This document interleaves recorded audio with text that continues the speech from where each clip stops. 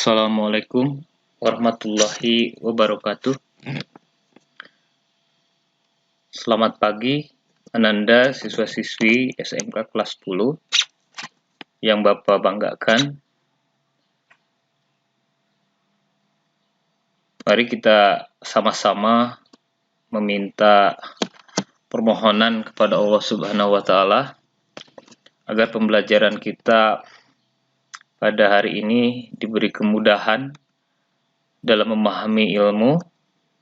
Kemudian kita akan selalu diberi kesehatan dan tentunya diberi semangat yang terus-menerus agar tidak putus asa dalam melaksanakan pembelajaran secara daring ini. Ananda, siswa-siswi yang Bapak banggakan, sebelum kita memulai materi tentang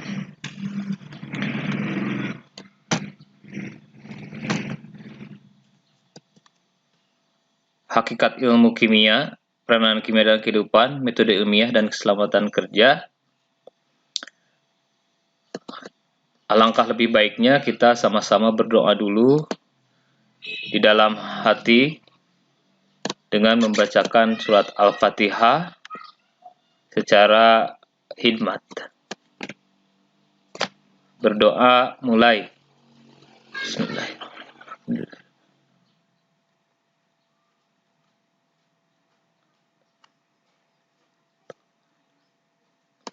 Selesai.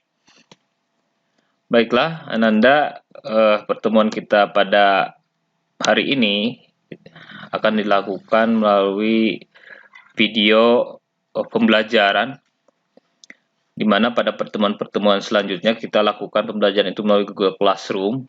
Ananda dikasih pekerjaan untuk membuat peta konsep, kemudian menjawab pertanyaan, kemudian menulis materi-materi penting, esensial ya. Nah, pada kesempatan pertemuan yang keempat ini, Bapak akan menjelaskannya secara rinci tentang materi bab 1 ini. Apa yang perlu Ananda lakukan ya, tonton saja karena materinya sudah Ananda catat, tapi kalau ada materi-materi yang penting, yang dirasa penting, silahkan untuk ditulis ya. Oke, kita mulai saja. Pada pembelajaran kali ini, Bapak mengharapkan Ananda bisa mengerti dan bisa menerapkan hakikat ilmu kimia, kemudian bisa mengidentifikasi bahan kimia yang ada dalam suatu produk di kehidupan sehari-hari, menyebutkan zat yang terdapat dalam bahan suatu produk, kemudian menjelaskan peran ilmu kimia dalam perkembangan ilmu lain, dan mengkomunikasikan peran ilmu kimia dalam mengatasi masalah global. Yang keenam, menerapkan proses metode ilmiah, dan yang terakhir menjelaskan keselamatan kerja di laboratorium. Yang pertama, memahami hakikat ilmu kimia, mengidentifikasi bahan kimia dalam suatu produk di kehidupan sehari-hari. Ada pepatah, kalau tidak kenal makanya tak sayang ya. Nah, oleh karena itu sebelum kalian atau Ananda memahami ilmu kimia, maka harus kenal dulu. Karena barangkali ilmu kimia ini asing bagi Ananda semua, walaupun sebenarnya dalam kehidupan sehari-hari kita sangat dekat dengan ilmu kimia. Lihat dari sejarahnya, ilmu kimia ini berasal dari bahasa Arab, yaitu alkimia, yang artinya perubahan materi. Istilah ini dikemukakan oleh ilmuwan Arab yang bernama Zabir Ibnu Hayyan. Berarti ilmu kimia dapat diartikan sebagai ilmu yang mempelajari rekayasa materi, yaitu mengubah materi menjadi materi lain. Secara terminologi atau secara harfiah, ilmu kimia adalah ilmu yang mempelajari tentang susunan, struktur, sifat, perubahan, serta energi yang menyertai perubahan zat atau materi itu. Sedangkan hakikat ilmu kimia adalah bahwa suatu benda itu bisa mengalami perubahan bentuk, selain bentuk susunan partikelnya menjadi bentuk lain sehingga terjadi perubahan atau deformasi, letak di mana perubahan ini mempengaruhi sifat-sifat yang berbeda dengan wujud yang semula. Itu hakikat dari ilmu kimia. Nah, setelah Ananda tahu sejarah tentang istilah kimia, hakikat kimia, kita akan berkenalan dengan produk kimia yang sehari-hari ada dalam kehidupan kita. Contoh, ini gambar satu ini menunjukkan zat atau bahan kimia yang betul-betul setiap hari kita gunakan. Pada di pagi hari Anda bangun, kemudian pergi ke kamar mandi, pasti akan bersentuhan dengan zat-zat ini. Ada sabun, ada sampo, deterjen untuk mencuci, kemudian pasta untuk menggosok gigi. Ini adalah produk dari ilmu kimia. Karena kalau dulu kan sebelum ada zat-zat seperti ini, orang tua kita dulu biasanya kalau mau membersihkan rambut itu harus pakai apa tanah putih ya, yang agak ada minyaknya itu. Kemudian dibalurkan ke rambut, kemudian digosok-gosok sampai rambutnya bersih gitu ya. Kemudian kalau ingin menggosok gigi ya harus belum ada sikat gigi, belum ada pasta ya menggunakan sabut kelapa ya. Kemudian diambil dari arang, kemudian digosok-gosokkan ke gigi. Ya itulah yang terjadi di zaman dulu. Tapi sekarang ada kemajuan di bidang ilmu kimia, itu terjadi perubahan gitu. Sehingga kita lebih praktis untuk memanfaatkan bahan-bahan yang akan dimanfaatkan oleh kehidupan kita sehari-hari. Nah, selain zat-zat ini, ada juga zat yang seperti obat-obatan. Nah, ini bisa kalian kalau ketika sakit perut kita kenal namanya produk promah, itu dimana kandungannya itu adalah basa ya, promah itu. Kenapa harus minum promah? Maaf, Bapak bukan promah sih. Kenapa harus minum obat yang mengandung basa ketika kita mah? Karena lambung kita sifatnya asam, mengeluarkan asam klorida. Nah, ketika kita mengkonsumsi obat untuk mah yang sifatnya basa, maka kondisi kimia di lambung itu menjadi netral. Begitu. Nah, kemudian ada kosmetik. Ini kosmetik ini lekat sekali dengan image kaum Hawa ya. Ada lipstick, kemudian ada pemutih pemerah pipi dan sebagainya. Makanya aneh kalau ada laki-laki menggunakan kosmetik, karena kosmetik identik dengan kaum Hawa. Kemudian gambar 3 ini yang sering kita temukan di dapur ya. Ada garam atau NaCl atau natrium klorida, kemudian ada minyak, ada susu, dan cuka atau asam asetat. Kimianya itu CH3COOH ya. Nah, kemudian ada di bidang pertanian, itu pembuatan pupuk. Pupuk ini sebagai bahan untuk membantu proses pertumbuhan tanaman supaya subur. Selain pertumbuhan vegetatif, juga pertumbuhan generatifnya. Nah, di sini ditampilkan di gambar itu ada pupuk jenis NPK yang isinya itu ada natrium, ada fosfat, ada kalium.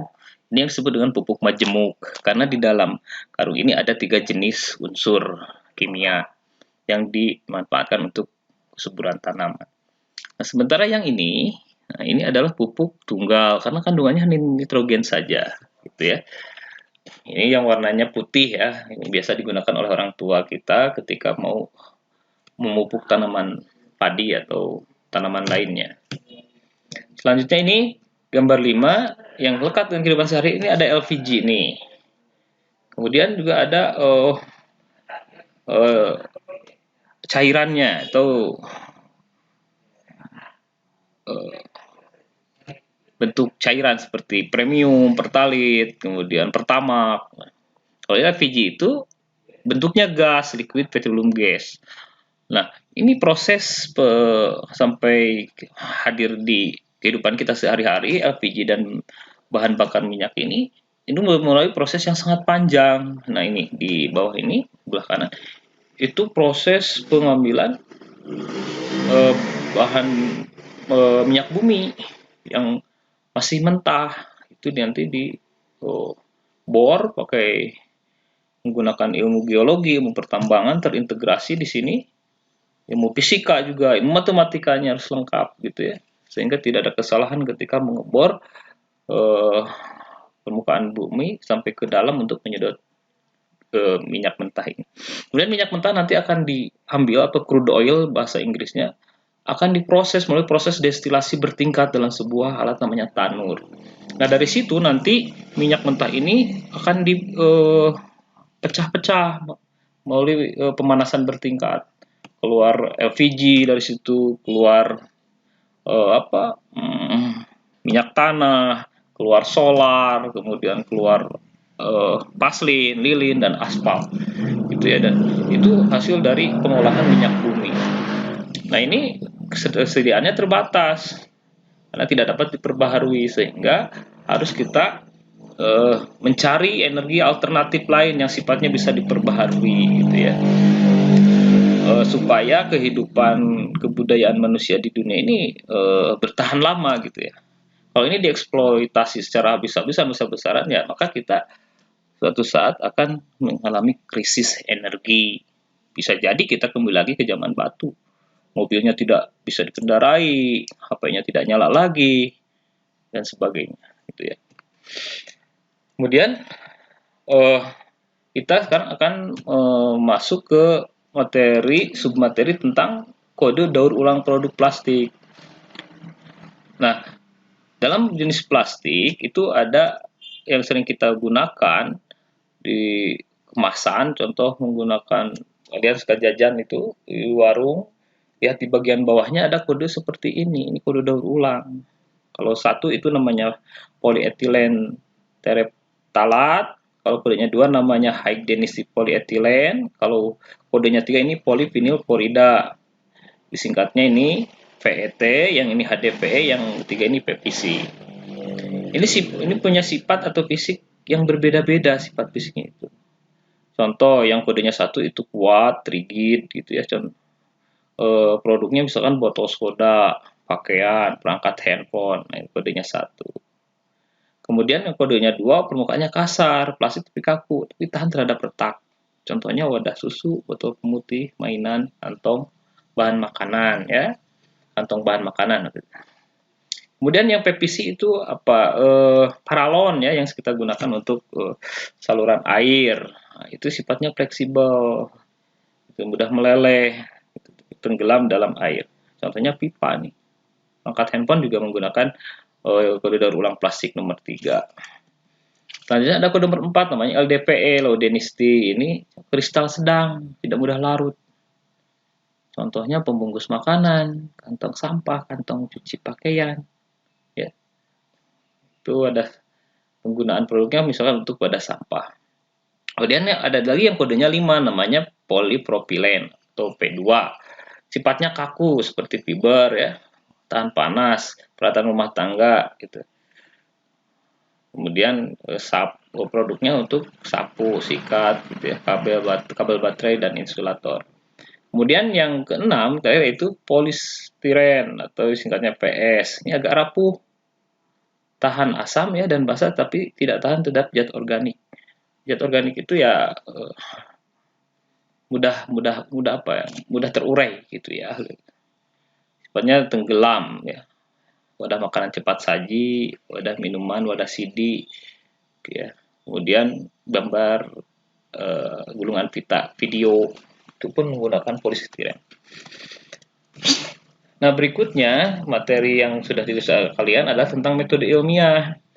Nah, Bapak dalam kesempatan ini akan sekaligus membahas tentang apa itu metode ilmiah. Metode ilmiah itu langkah atau cara yang digunakan oleh para ahli, ya, dalam memecahkan suatu masalah untuk mendapatkan sebuah kesimpulan. Ada beberapa step atau langkah yang digunakan dalam metode ilmiah. Yang pertama adalah adanya masalah. Kemudian observasi. Kemudian merumuskan masalah. Lanjutkan eksperimen. Setelah eksperimen, pengumpulan data, datanya dianalisis, kemudian kesimpulan. Nah, supaya lebih paham, Bapak kasih contoh. Misalkan di kimia, ya. Pas kalian berjalan ke suatu tempat, kemudian kalian mendapati sebuah sungai yang aliran airnya hitam, misalkan, tidak jernih. Nah, kan insting kalian bertanya, loh, kenapa ini hitam? Nah, itu kan masalah. Ya. Kalau jernih kan tidak ada masalah. Nah, ini masalah ini harus, kalau dengan menggunakan metode ilmiah, harus diselesaikan dengan tahap-tahapan tertentu. Tidak ujung-ujung langsung, oh ini karena ini, nggak bisa seperti itu. Jadi kita harus kumpulkan dulu, observasi sekitar daerah itu, dari rumah tangga, dari pabrik atau dari peternakan, ini mempengaruhi nggak terhadap sungai ini. Nah, kemudian setelah itu kalian bikin rumusan masalah, dipertanyakan. Apakah misalkan ada pengaruh limbah pabrik yang dibuang terhadap sungai itu? Nah, itu kan dirumuskan, dibuat pertanyaan. Nah, pertanyaan ini harus ada variabel bebas dan variabel terikat. Variabel bebasnya apa di situ? Air, limbah ya. Dia bebas limbah itu. Tapi yang terikat terhadap limbah adalah air. Jadi variabel terikatnya adalah air, variabel bebasnya adalah limbah. Nah, setelah dirumuskan masalah, buat hipotesis. Apa itu hipotesis? Jawaban sementara. Nah, misalkan begini. Jawaban kalian itu, sungai ini hitam diakibatkan karena dari limbah pabrik gitu ya. Itu kan baru jawaban sementara kan, hipotesis itu belum terbukti. Nah, setelah kita buat masalah, observasi, kemudian rumuskan masalah, kemudian hipotesis, baru kita lakukan eksperimen. Ambil sampel oleh kalian dari sungai itu, dirancang penelitiannya. Wah, kemudian dikumpulkan datanya sedetail mungkin, ditulis dalam bentuk angka. Nah, setelah data dikumpulkan, dianalisis datanya. Nah, ternyata faktor tadi kan hipotesisnya itu dari pabrik. Ternyata setelah dianalisis data, itu dari pabrik tidak ada pengaruh. Tapi yang berpengaruh itu dari rumah tangga sama ternak. Nah, berarti hipotesis kalian yang dibuat di awal itu ditolak. Nah, jadi hasil kesimpulannya, hitamnya sungai yang mengalir itu diakibatkan oleh limbah rumah tangga sama peternakan. Misalkan begitu. Nah, itu jadilah kesimpulan. Jadi dalam kerja metode ilmiah ini tergantung pesan-pesan bahwa kita ketika dalam memecahkan satu masalah itu jangan buru-buru, tapi harus diselesaikan satu persatu. Sehingga didapatkan sebuah kesimpulan yang sifatnya ajeg. Ajeg itu tidak berubah lagi. Tentunya kalau sudah jadi hukum ya, kalau teori masih bisa berubah. Nah, kita lanjutkan, setelah metode ilmiah kita akan masuk ke materi terakhir, itu keselamatan kerja di laboratorium. Nah, keselamatan kerja ini bisa dimulai ketika kita mau masuk ke laboratorium, itu harus menggunakan jas lab, tidak makan ya di dalam itu. Kemudian alat bahan dan bahan harus sesuai dengan petunjuk, harus lihat petunjuknya, protapnya. Nah, jika saat praktikum tidak mengerti, harus bertanya. Jangan sampai Anda salah mencampurkan bahan kimia, jangan sampai salah mengambil alat-alat praktikum. Kemudian sebelum meninggalkan lab, meja praktikum harus dalam keadaan bersih, keran air dan gas ditutup, dan kontak listrik juga dicabut untuk menghindari hal-hal yang akan membahayakan di laboratorium.